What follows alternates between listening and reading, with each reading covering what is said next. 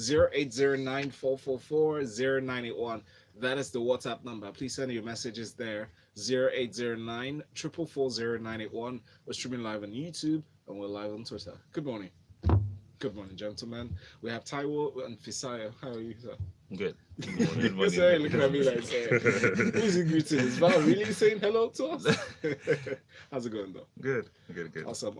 So news broke on Wednesday night that quoted Sector Commander of the Federal Road Safety Commission, Federal Road Safety Corps, Ayuba Gora, declaring driving with the aid of Google Maps a serious traffic offense. That caused a lot of uproar.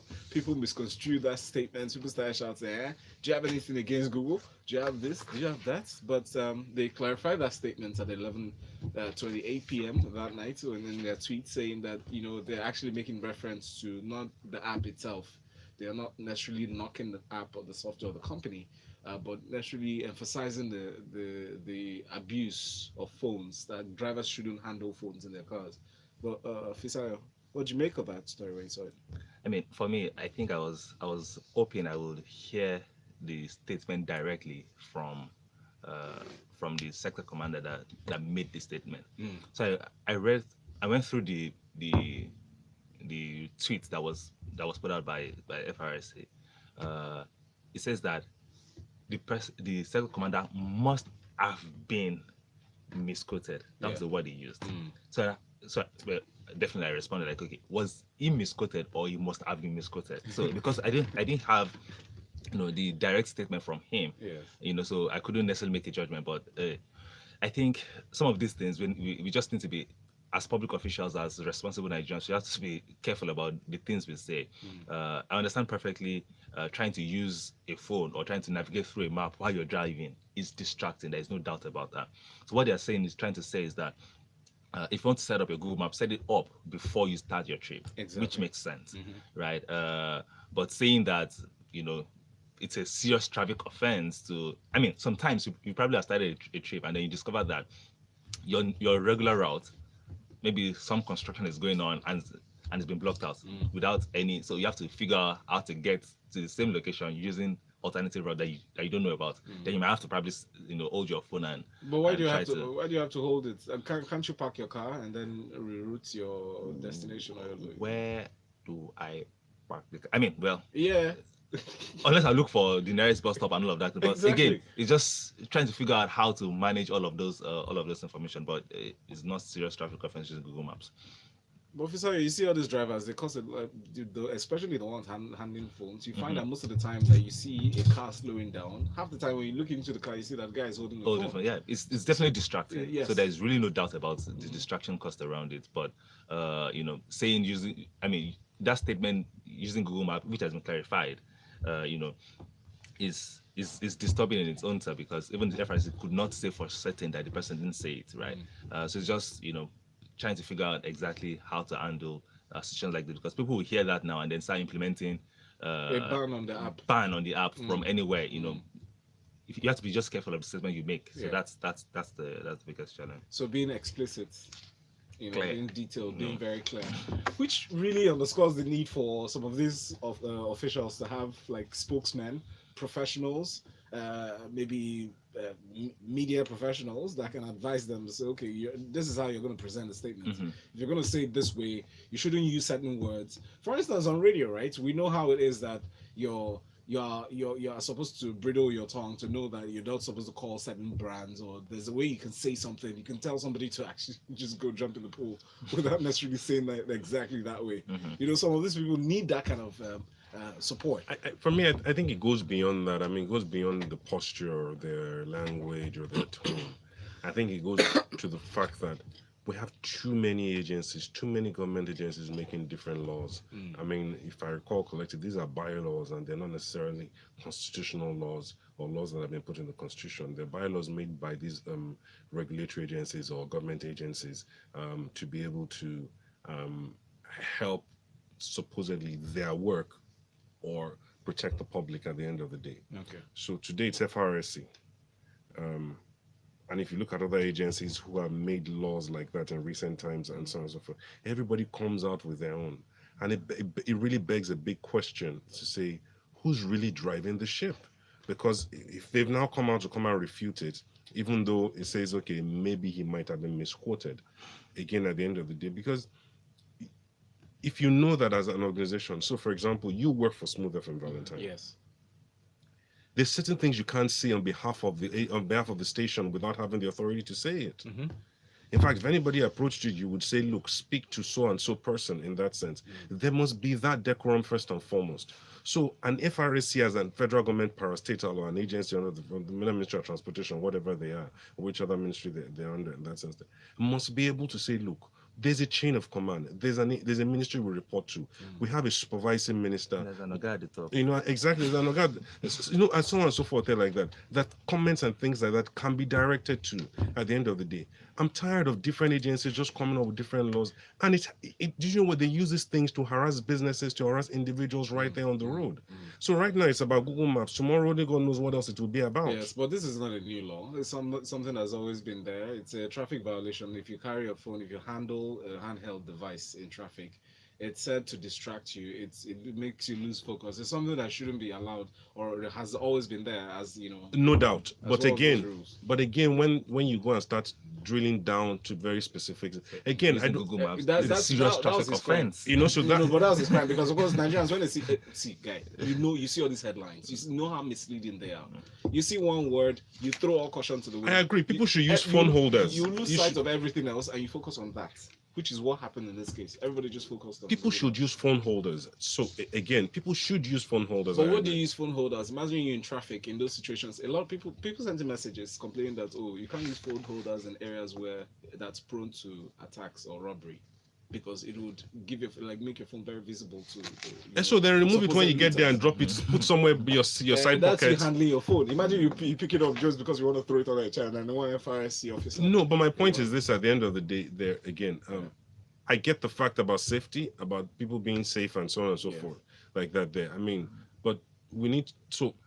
I guess maybe this is the fallout because there's some law in the UK. Some guys in the UK have been advocating this as well. Oh, interesting. So they're trying to ban everything. There's a group that's been putting pressure in the UK and saying, look, ban every form of mobile phone usage, even hands-free while driving. Trust me, you didn't go that far. You know, so but they haven't succeeded that far. In fact, they went as far as saying even navigation devices like the TomToms and co and all of that, they should also be banned. You know, but they haven't succeeded in getting that far. Yeah. But what they've gone as far as saying is, okay, look, if you want to use hands-free, set everything up before you set out.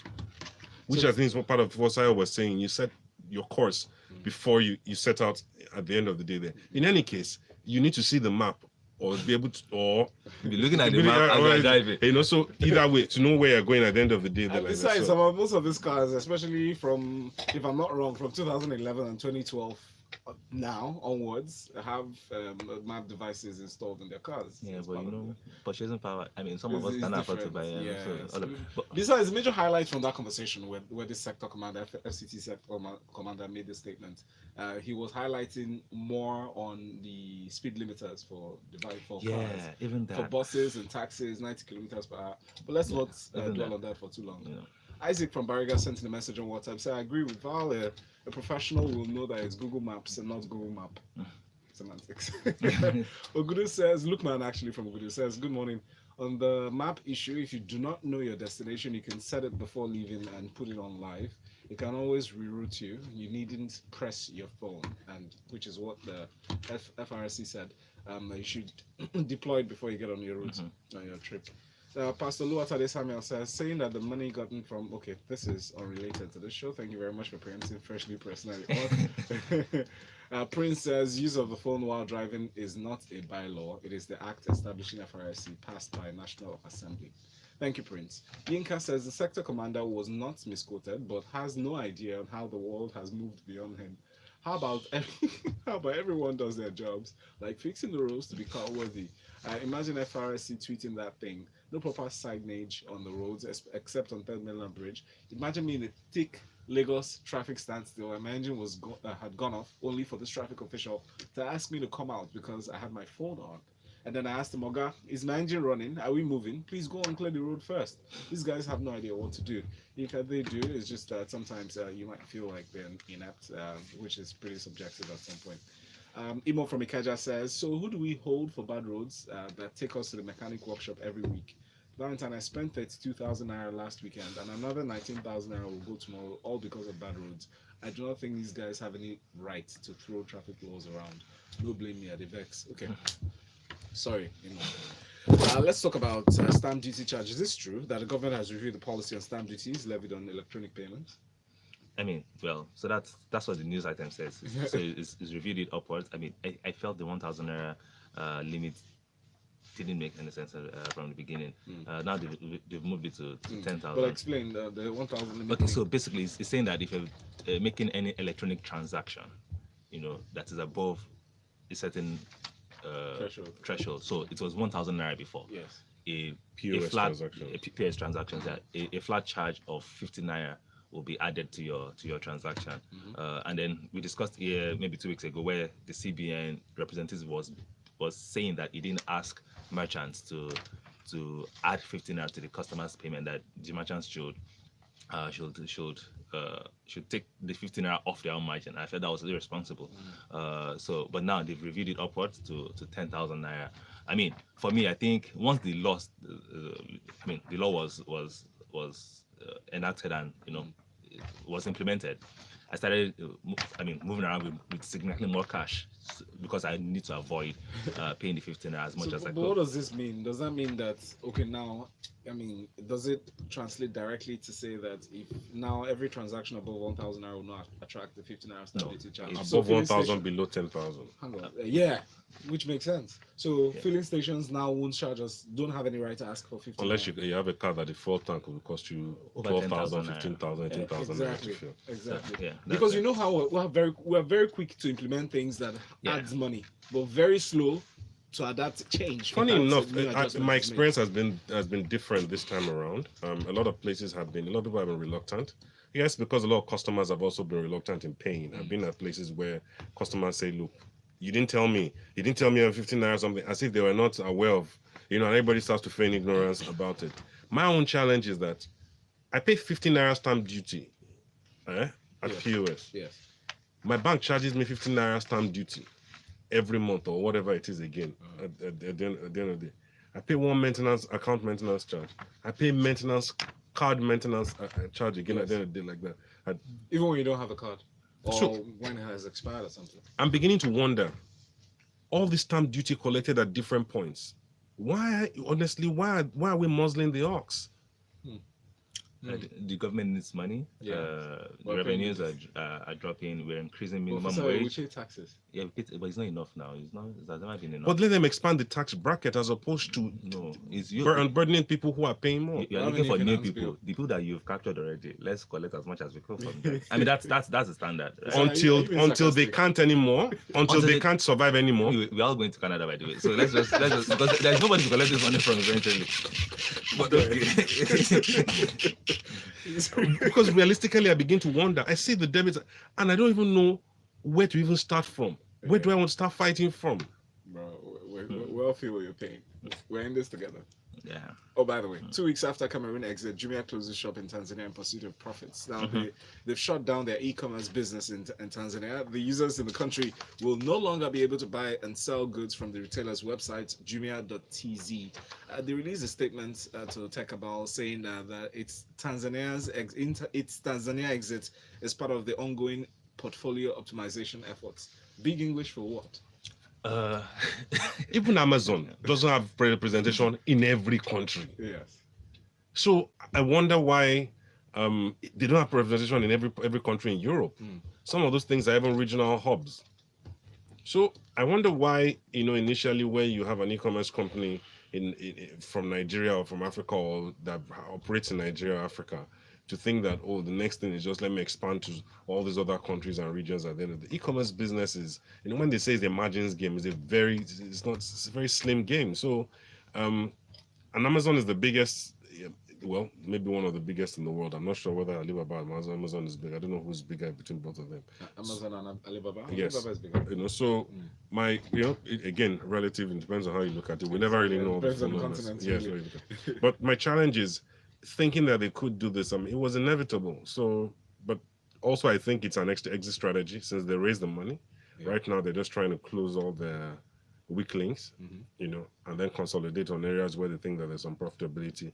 Eventually, you'll hear that they probably sold off, or the brands have probably exited eventually. Fisaayo, you should say something in a sentence.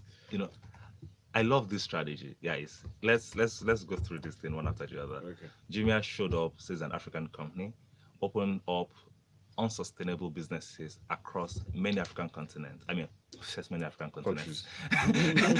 Many African countries, Yeah. right? Tanzania, Cameroon. I mean, they shut those ones down now.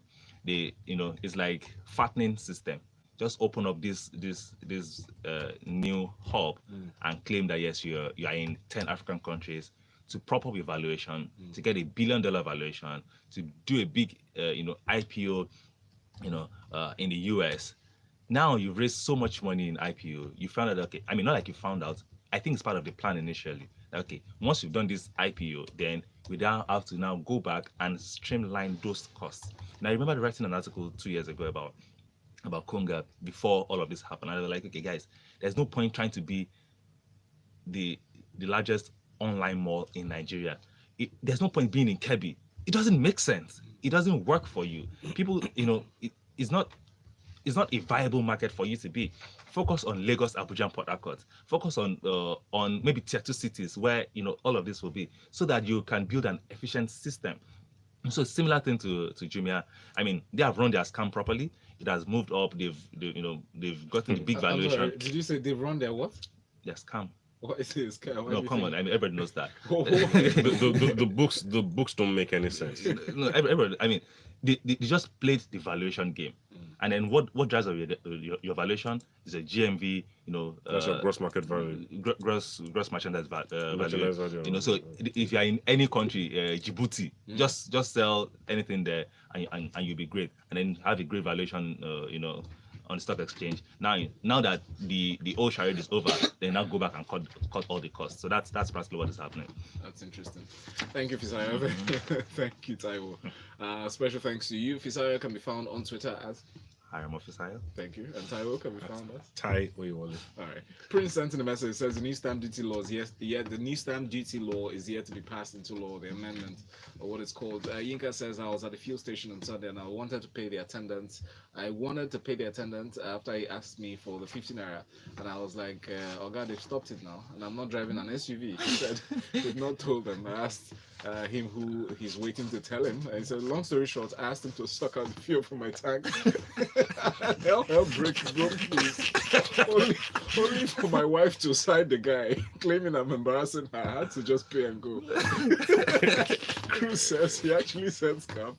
You guys didn't hear that. Honestly, that's Fisaayo's opinion. But here at Smooth 98.1, we bring you very interesting entertainment and stories, very exciting gist, especially chance to win something special next here on Smooth Breakfast. Press brought to you by Thank you. Transaction